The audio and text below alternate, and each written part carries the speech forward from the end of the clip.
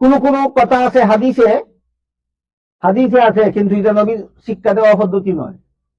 এই কথাটা আজকাল অনেকে বুঝে না। বলে হাদিসে আছে, আমি আমি আমল করবো, অসুবিধা কি? আচ্ছা আপনারা বলুন তো, ফার্মেসিতে ওষুধ আছে, আমি কিনে খাবো, অসুবিধা কি? সেখানে আবার ডাক্তারকে জিজ্ঞেস করবো কেন?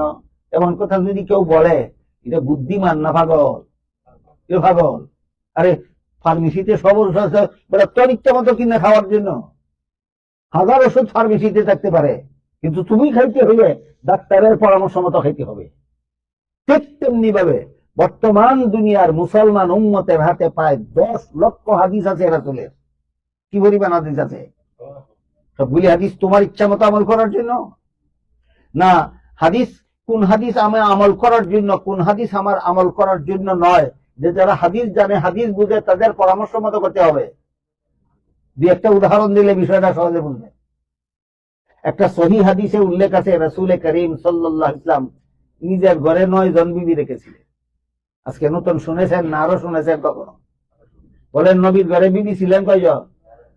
দেখি তুমি ফলো করার জন্য?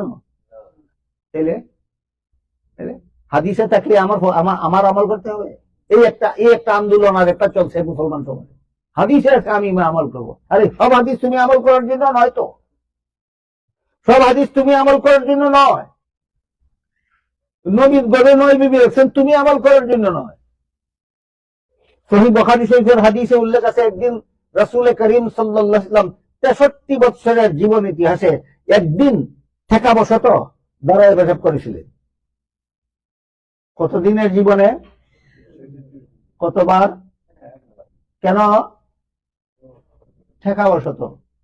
কিচ্ছু শুনতে রাজি না, কিচ্ছু বুঝতে রাজি না, কিচ্ছু মানতে রাজি না। খালি কই সহিহ বুখারী শরীফে আছে, আমি আমল করবো না কেন? আসেনি এমন পাগল? এমন পাগল সমাজ আসেনি? এটা পাগলামি ছাড়া আর কি হতে পারে? 63 বছরের জিন্দেগিতে মাত্র একদিন রাসূল ঠেকাবশত দাঁড়ায় পেশাব করেছিলেন, তুমি ফলো করার জন্য নয়। আল্লাহর রাসূল সাল্লাল্লাহু আলাইহি ওয়াসাল্লাম নিজের ঘরে 9 বিবি রেখেছিলেন, সহিহ হাদিস আছে, তুমি ফলো করার জন্য নয়।